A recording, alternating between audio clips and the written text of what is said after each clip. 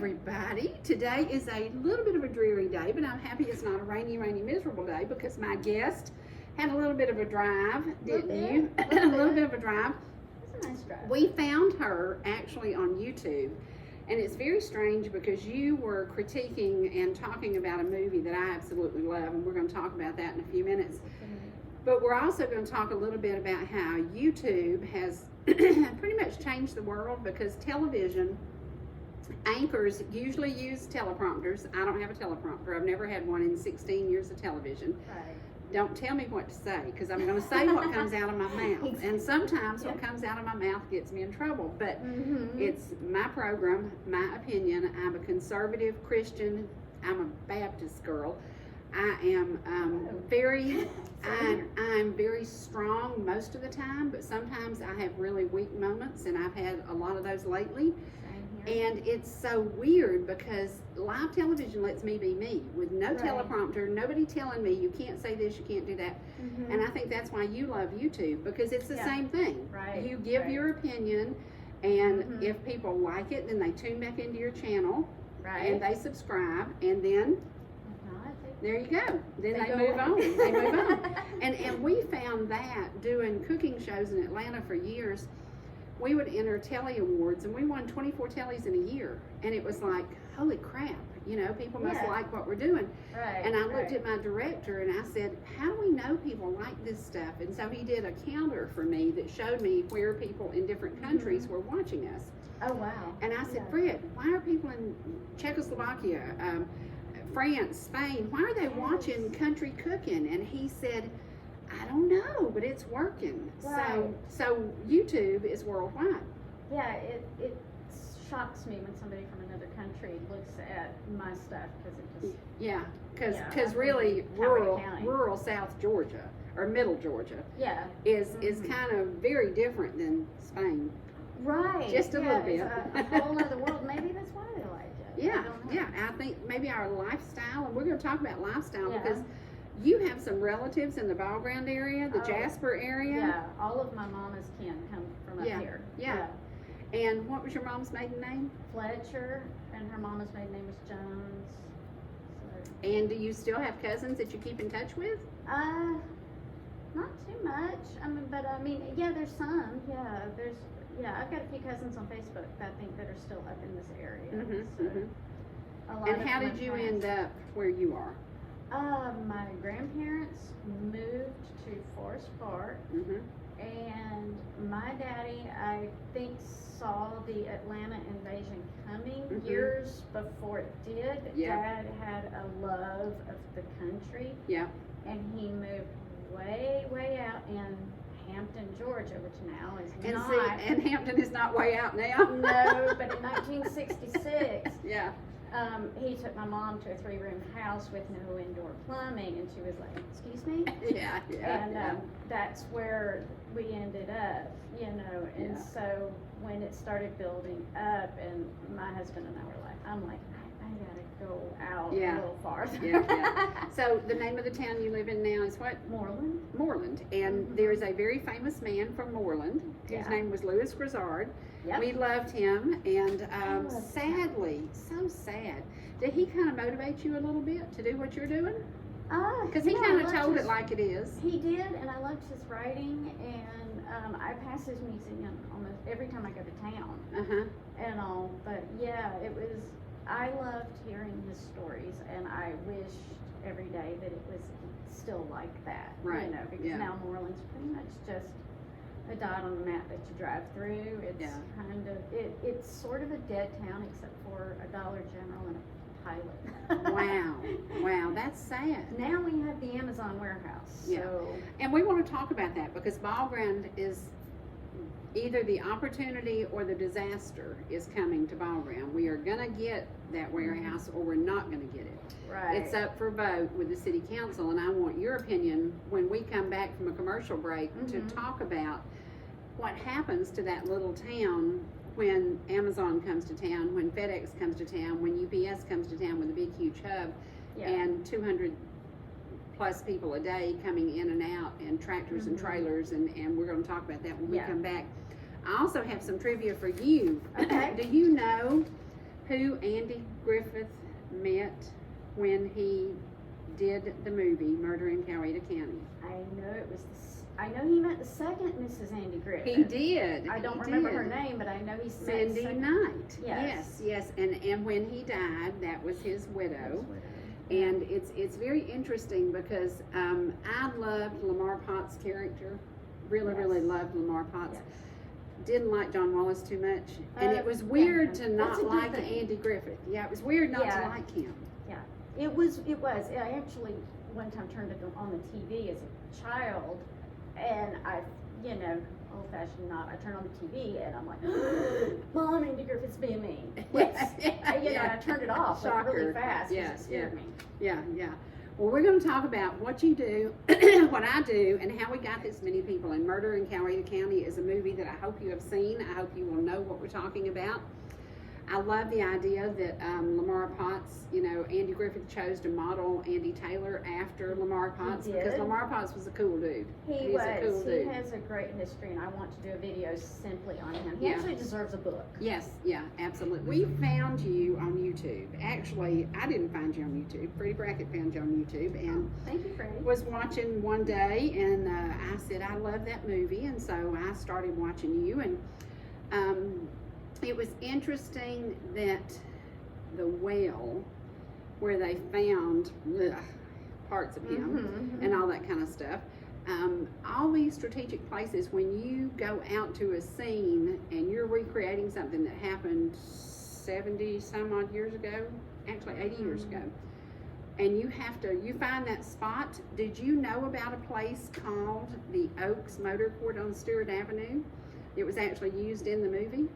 No, but I did. Because they had to find something that resembled. I talked to Dick. I got a lot of information actually from Dick Atkins, who produced the movie. I found him quite by accident on Facebook, and I didn't know about that, but I wanted to find all of the actual real places where it was, and so I was asking him which places were real, and he said actually none of them, because none of them existed like they did, and actually many of them exist. The well doesn't. Well, it may. It may. That's a big mystery there, but it's still on Strickland land, and Strickland's are. Did the Stricklands still own that? They do, and they really still defend John Wallace. That is so weird. Many of them, not all of them, but many of them do, and the ones who own that land, and they defend him for murdering a man who took a cow. Yeah, because it would have been done. That's the way people did things back then. Right. And so they saw it as in that was Meriwether County business, and Coweta County had no jurisdiction, but it happened in Coweta County. So there was a big stink over where he actually died at. Right. And so the well is still a huge mystery. I think everybody who had any part of that took that one to their graves. Speaking of graves, I had two gentlemen on the show. We went to Jerry Rushing's home up in North Carolina and interviewed him. He was in the car with John Wallace as they were chasing, and really? we interviewed him. He's amazing. He's the person who the original Dukes of Hazzard was written about. It's his life story. In the movie? It was in the movie. Oh, he was in the movie. Okay. That's why I haven't heard his name. Okay. Yeah, he was in the movie. And then we also interviewed Danny Nelson, who was in the movie, and both of them have since passed away. But it was so interesting because to see them and the parts they played, Danny played very different parts all the time, but often he was a judge, and he wasn't a judge in this movie. But it was interesting. He was the sheriff who actually was the troublemaker sheriff. Collier. Yes. And it's so strange because Danny always played a good guy or a judge, or he played different parts, and he was known as the Kate's Pickle Man. Oh, if you've ever, there you go. So he started out in Kate's Pickle commercials. So we interviewed both of them very different people, and then I think about seeing that movie over and over and over again, and every time I watch it, I see something that I missed the last time. Yeah, I found that. It's so strange. Because I watched it so many times while I was I used it for my timeline to keep things straight while I was editing and filming and getting my research together and everything. And yeah, I saw different Now, things. why did you choose that? Because of the area you live in? It was, I didn't realize until when we moved there in '05, and I would go to town every day, and first all I thought it was Louis Grizzard.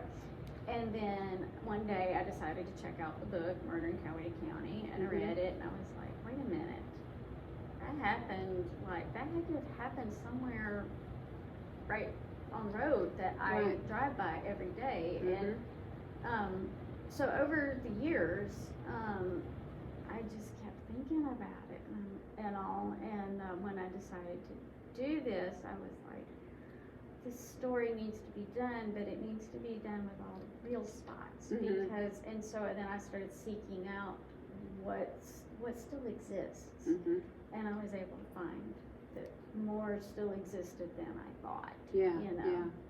How cool is that? Now, it was the research, I nerded out over the research big time. in the process of doing this, how many miles did you cover, do you think? A lot, because there was a good bit right there around, in Coweta, but you have the Coweta, the Noonan Square. You have, and the courthouse is beautiful. The courthouse, and you have the which I couldn't get into because it was COVID. And then Moreland, of course, that's where the motor court, the Sunset Campground or whatever motor camp it was, and then there was Greenville, and then, which is Meriwether County. There was a lot of Durand, where where did the Turner family live? They lived on John Wallace's property, and when they ran, they went back to, his wife had family in Carrollton.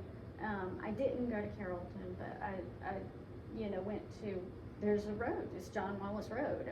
So we went all over John Wallace Road. That was on the news recently, and people were talking about the fact that they named a road after someone who was a convicted murderer.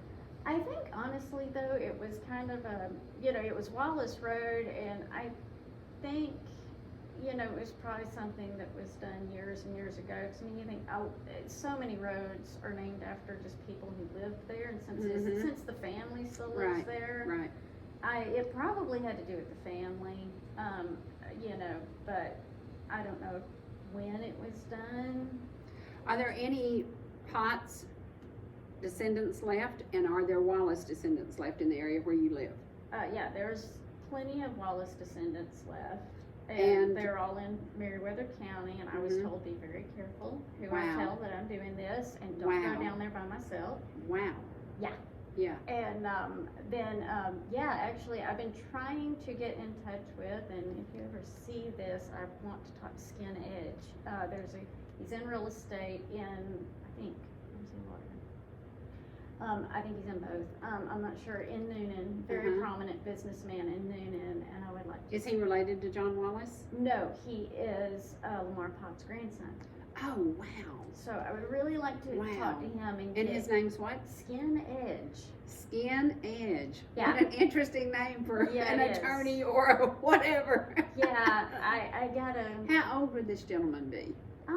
In his 60s? I think 50, 60, something like that. Yeah, I think 60s. Yeah, something like that. So I would really like to get in touch with him, because I would love to do.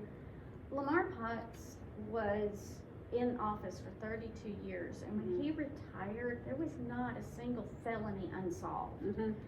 He, on the day that, the first day that African Americans were allowed to vote in his, at all, there was no problems in Coweta County, because Lamar Potts was sheriff. Yes, and there was one man who wanted to vote, and he came to him and he said, I'm afraid, and he said, come on, let's go.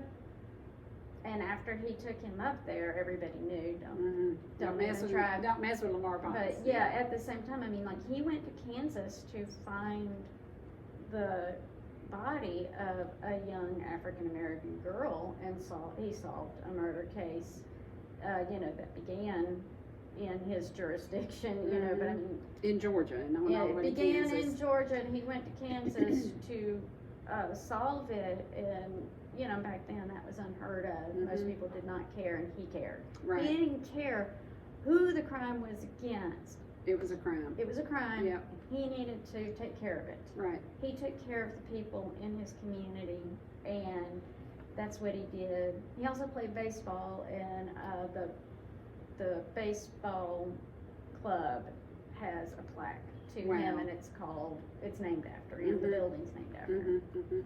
Okay, if he has a grandson, then obviously he had children. And is there an area where he lived, his family lived? Is it still the same? That's the one thing I'm gonna ever find. Wow. All that, I haven't found anybody who could say, this is where Lamar Patterson lived. Wow. Yeah, as I think they're pretty private. And I found out that J.H., his brother, as I was going through the cemetery. I remember him from the movie. He helped him with the search. Right. Yeah. I was in the Potts, cemetery plot, and I'm like, it's really odd. I didn't see anything for J.H. I wonder where he was buried. And actually, he's buried right there. It's just unmarked. Really? Yeah, and I would love to know why it's unmarked. That's weird. Did J.H. have family? That part I'm not sure. I haven't. Interesting. So something else to research. That is something else to research. So there's a lot there for a book. A 32-year career. I'm thinking the grandson needs to be involved and get this book out. You can't do this without family involvement. And the thing is, I'm not looking for dirt or anything like that. I think he did a good job. Yeah. I think this is what law enforcement needs right now. Is we need a reminder that people like this existed. This is how the job needs to be done now. Yes, it's just like Buford Pusser. Right. And Buford Pusser, sadly, he and his wife both lost their lives because he was doing his job the correct way. Right. And Lamar Potts, I guess, was lucky that he lived, that somebody didn't stand up to him. And as I understand it, he really didn't carry a gun. He just carried authority. I can't believe, and it's still amazing to me that he went into the Strickland family home and arrested one of the Strickland cohorts that were there that day. It was part of the murder, and he walked in the house without a gun. And didn't he ask his deputies to put their guns down too? Yeah, and he just walked in there with nothing, and they were all armed, and he just, walked in there and took it. And I mean, I think they all knew. It just, something about, I'd love to know what was it about him. I mean, what the presence of strength or what. And they couldn't have chosen a better man than Johnny Cash to play this part. Yeah. He was amazing. Yeah. He was amazing. Even, it's so funny, he looked nothing like him. No. But neither of them looked anything like the person, but they were perfect for the part, and they did an excellent job. Yeah. And it's interesting, I found out, where everybody went after it happened and things like that. And what about McKaylee? Did you go to her home? I didn't. May Haley Lancaster, I am also a conservative Christian woman, and May Haley Lancaster, in my opinion, was the real thing. Yeah. Yeah. She has a book, she has a movie, she's fine. Yeah. But and honestly, her help was it was good, it was helpful, and it was interesting. I did find out, one of the things that was interesting is the bad guys around town would come to her and pay her $1.10 to find out if they were going to get caught. Well, then all the cops knew, and this was one of the things, Lamar knew this, and so they would go pay her $1.10, and she'd tell them what the bad guys told them. Oh, wow. So, that was one of the things that she... Yeah. So it wasn't there in that case. It wasn't necessarily truth. Oh no, it was truth, but it wasn't necessarily of the magical sort. Oh, yeah. She was just getting information. Yes, she was getting information from. She did have a sense of right and wrong, and she wanted to see right done, you know. But there were some things about her. She was a character, you know. And the picture that you have on your YouTube channel of her, is that an actual photograph yes. of her? Okay. Yes. Because they really did make June Carter Cash look like her. Yes. It was weird. And June Carter played her perfectly It was of everything awesome. I've seen. Because I watched the movie, you know, and I watched the documentary. There's a documentary on YouTube. Couple bucks, you can rent it. Or I think it's on Amazon too. It's not, you know, and it was a really good one. I've read some things in the newspaper that were just really interesting. Oh goodness, his name escapes me now. One of the state patrolmen. I remember. Yep. He later on, after all of this was over, later on in her life, they were having trouble with. She kept getting robbed because she did not trust banks, as many people didn't back then. And so people were complaining, and they decided they were going to go out and clean up her property. And he knew her, and he would stop by regular and check on her and her sister and her like 15 dogs. She had chickens in the house. She's kind of a hoarder, you know, and all. And so they started gathering money, and so she sits on a blanket in the front yard, and they start bringing money to finding money out of the house. It's got out of the house and the barn. They dug it up, and it had chicken poo on it, had dog poo on it, and they would bring it to her. And a lot of people didn't want to touch it, but they did bring it, and they took it to the laundromat and washed it because the bank wouldn't. Oh yeah. I can see those girls at the bank going, no. yeah, they stopped them at the door. I don't know. Yeah, that's crazy. You know, we know people who used to laugh about going out in the backyard and dig up the mason jar full of money, but people did that because they did not trust the banks. Yeah. So that is wild. Now, I want to ask you about something. I don't know if you've looked this up on YouTube or not. There's a story. It's the girl who communicates with the dead in Ellerslie, Georgia. Have you looked at that? I haven't. Because you don't live too far from Ellerslie. Okay. I don't think it's very far from you. Yeah. And it is, it's about a young woman, but you need to check that out and see if it's something that you might do something with. How do you know where your next blog or story is going to be? Where do you find them? I looked them up, and part of it is, has anybody else done it? Now, murder in Coweta County's been done, but it wasn't done.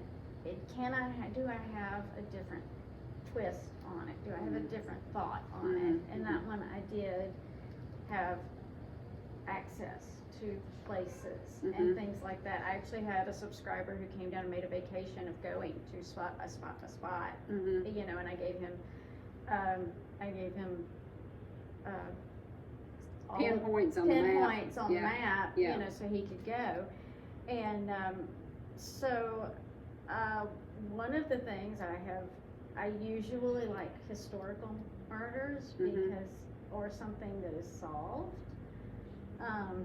Sometimes it has to do with the fact of how far do I want to go from home. Right. And so I look for something close by.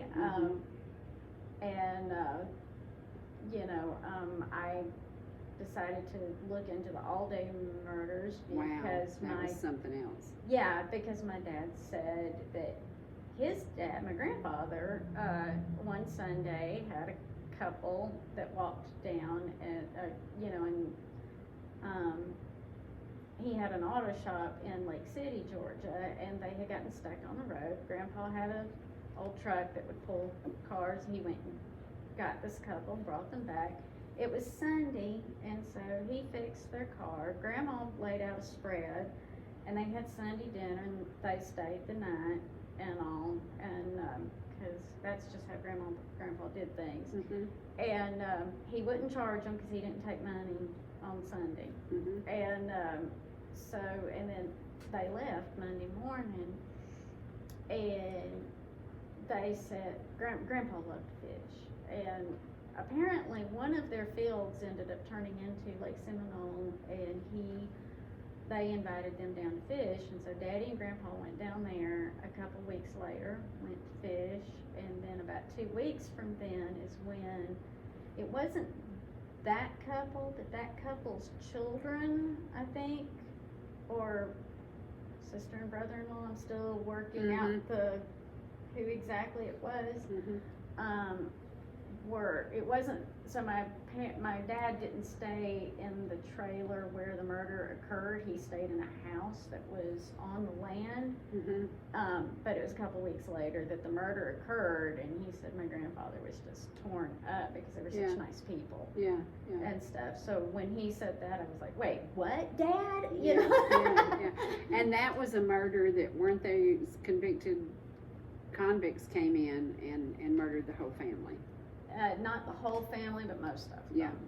And it was brutal. It was, that's one that if I do it, it's gonna need a warning. It would need. You know, I remember when that happened and it came out on the news, and it was, I'm trying to remember the guys' names who did the murders, but they all were just hardened criminals, and they went in on this innocent family, and they wanted wiped them gas. out. They had a gas tank for their farm because, you know, to fuel the tractors and stuff like that, and they saw that and they wanted gas. So why not say, could you sell us some gas? They could you give us some gave gas? it to them. Yeah. But they didn't ask. And then they murdered them. Yes. Wow. And so, and one of them is out. Wow. Yes. How did he get out of that? He never pulled a trigger. He happened to be there. And then he also was kind of turned state's evidence on his brother and friends. Does it worry you that you're going to do a story about that? Not really on that one, but that's one reason I like the historical It was about, ones. 40 years ago? It's like 1970, Yeah. so it's 50. older than me. Yeah, So, the guy is really old. So that one doesn't bother me so much, but some of them do. There's a few that I won't touch. Yeah. You know, there's one, you know, there was a case just in, oh goodness, not long ago, in real close to us, where a girl went missing in a hot pink car, and it took them months to find that and all, and part of me has wanted to look into it. I'm like, no. Yeah, it's too fresh for the family too. Yeah, it is. There are people, when you're It's like the Meredith Emerson case. It's only been a few years, and I would think that would not be good, because we had the GBI agent who actually solved the crime, and he has written a book about it, and the book's doing very well. But it affected him to a point that when he retired, he said out of everything he did all of his life, this will haunt him every day. But he was able to get her head back for her family, because they made a deal with the devil. And they had to make a deal with the devil and the murderer to get the head back. So it's tough. Murder is one of those things that it'd be tough. Yeah, and it's Could you not find something happy to do? I know. I should have. I love history and I love mysteries. And honestly, what started it is I read this book called Death Unexpected, The Infamous Deaths of Fayette County. And after I had read it, I would go back and forth to my parents' house in Hampton, and I realized, I'm like, there's one where that happened, and there's where that happened, and there's where that happened, and I'm like, wow, all these things happen, and I bet nobody knows. You know, and that was years and years and years went by, and so when I started thinking of doing something on YouTube, that came up. You know, and that's where I went to Starr's Mill. That was one of the ones, because I would drive by there, and ever since I read that, I can't drive by there and not think of that. Not think about it. You know, and now that one kind of bothered me a little bit, because the only thing is that probably it's just the children that were in the car that are still alive. You know, but it was never solved. Nobody knows. And then I found out somebody, my nephew knows, was related to those people, and I was like, what? Wow. Okay, for you guys who are with us on our recordings, when you choose something to talk about, write about, to blog about, and you think you're stepping on toes, does that stop you from doing it? It's according to if it's hurtful. Right. If it's something that is, if it's something that needs to be said. You look at YouTube. You can choose a story about any and everything in the world. You can learn to garden. You can learn to can. You can learn to sing. And I have to laugh about this. I can't sing. I can't carry a tune in a bucket, but you can sing. A little bit. Yeah. You can sing. So could you sing if I said right now, can you sing me a song? Could you do it? Maybe. Because I laugh. I watch YouTube, and sometimes people really can't sing. No. And you're like, did your mama tell you could sing? Because you ought to be not on YouTube singing. I know I can't sing. I've always feared being that person. Yeah. But now, what kind of music do you like? Country. Country. Okay. Who's your favorite artist? Oh, wow. It goes. I grew up listening to Patsy Cline, Kitty Wells, Patty Loveless, Reba McEntire. The ones I love. Huge. Yes. Reba McEntire was huge. I love Reba. Right now I'm on a Susie Bogus, Patty Loveless kick. Yeah. Patty Loveless is in Georgia. Yeah. I love you. Yeah. If you see this. Yeah. So. Yeah. One of the things that I've been lucky enough to do, I've interviewed some amazing icons, and Connie Smith was one of those. I love Connie Smith. I love Wanda Jackson. I love Wanda Jackson. My mom loves both of those. Oh yeah, and the song Right or Wrong, when I was a teenager, my mother would say, don't listen to that depressing song. And I said, Mama, I love this song. And I told Wanda the day I was interviewing her, I said, I love this song. It sat down the first time to do TV 16 years ago. They said, we're going to do a test. And the set was right over there, and I did the test, and then 8 minutes into it, they went live, but they didn't tell me they went live. Oh, no. So I'm thinking that I'm doing a test, and I did an hour. Well, for years, I did 2 hours every day of television. 2 hours live television, no teleprompter, no nothing. Yeah. And now I'm kind of on vacation, so I only do an hour a day. But it was so weird because they said, can you do live TV? To me, live TV is so much easier than recorded because number one, we don't have a bunch of editing and we don't have a bunch of wasted time.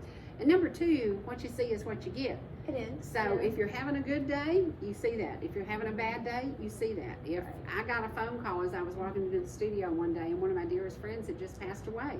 No. And I came on the set and I cried and cried and cried. Well, my audience and my viewers love me and I appreciate that. And so they were with me crying. And that's real life.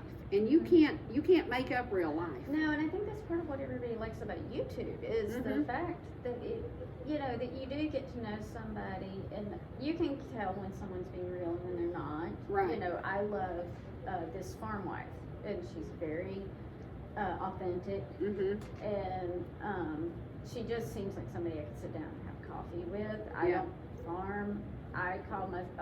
Online I call myself a barnyard gal because my daughter has a mini pig and he lives in the house, and we've got dogs and we have a duck now.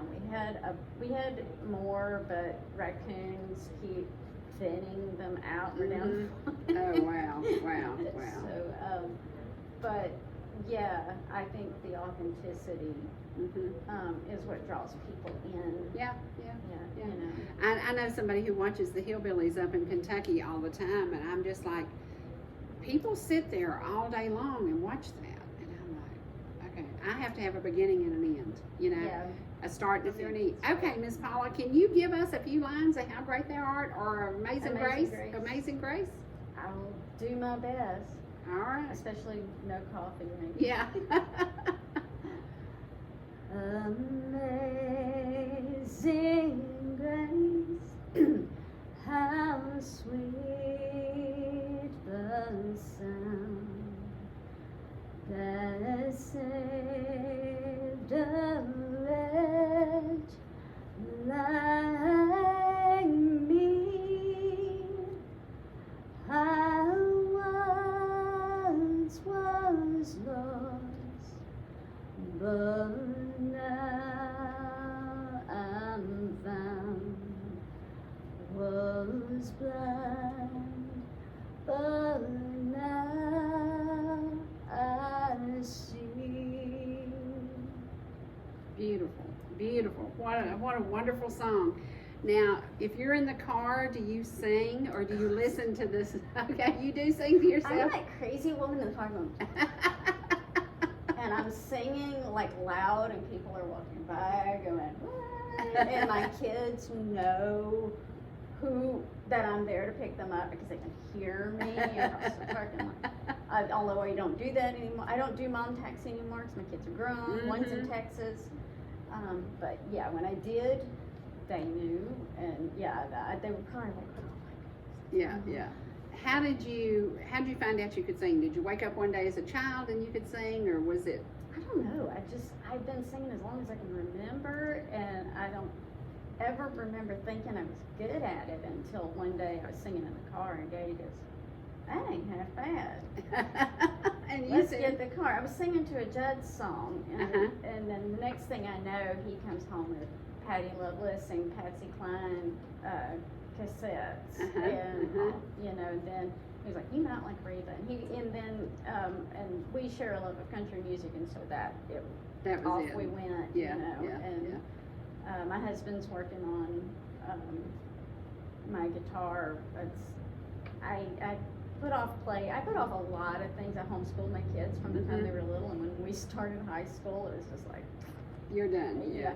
Everything had to go, and so he's been working on it, doing a refurbish, and maybe really next time you come back, you can bring your guitar. Learn to play. And you can do some music, and that would be really cool. Yeah.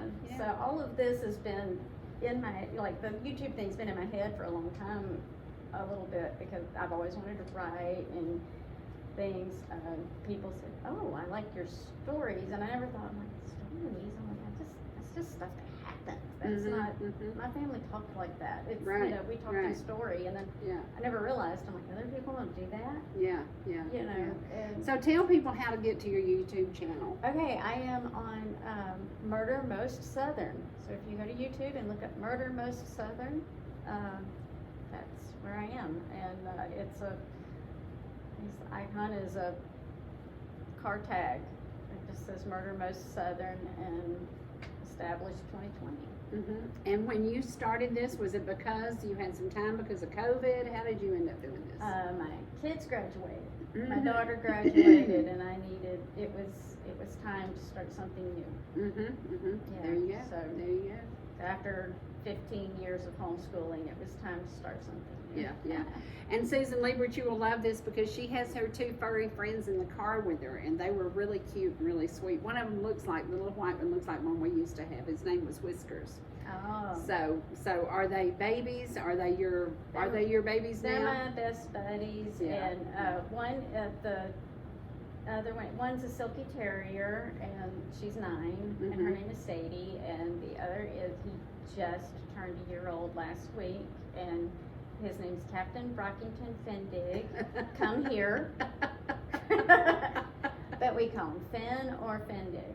Oh, wow. So, but it's so funny because I can say Captain Brockington Fendig, his little head. That's funny. But usually it's followed by, come here. Yeah. Well, I'm so glad you were here today. Thank you for having me. And I want y'all to watch the movie Murder in Coweta County, and then go to her channel, and again, it is Murder Most Southern. And you know what's something we didn't even talk about? Concord, Georgia, Williamson, Georgia, Hampton, Georgia. I have so many wonderful memories down there, and it's our business was in Forest Park for years and years and years, and y'all started in Forest Park, so it's so strange that we have so many connections. Did you ever hear of Mitchell's Garage? No, but we our garage was right around the corner from the farmers market. Okay. On Forest Parkway. So, okay. Yeah.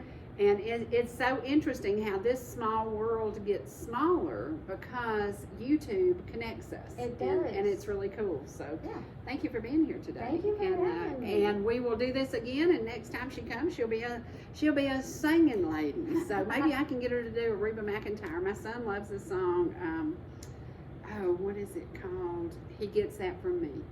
Oh, yeah. Yes, he loves With that Kenny song. She did that with Loves Kenny that Chesney. song. Loves that song. Oh, So no, she didn't. That's a different one. yeah, she did that Yeah, one by that was a herself, but different it's one, yeah. awesome. Where she goes to her husband's grave. Yes. It's awesome. You'll have to learn that one. Mhm. So I hope that you will join us tomorrow, because tomorrow is my daughter Dawn Day. Dawn will be here. Dawn is finally coming out of her shell, and she is going to do some Bible study. She is going to be with us, and we are going to share healing, because healing is what happens when you decide that you don't want to go the route to suicide. And today the program is in memory of Mike Rizzuko, a dear friend who sadly reached the end of his life.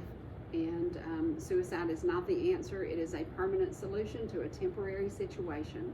So please remember that you are good, you are loved, and you are a child of the Almighty God. And He loves you, and we do too. We'll see you again soon, only on ETC. Bye, y'all. Bye, y'all. Bye.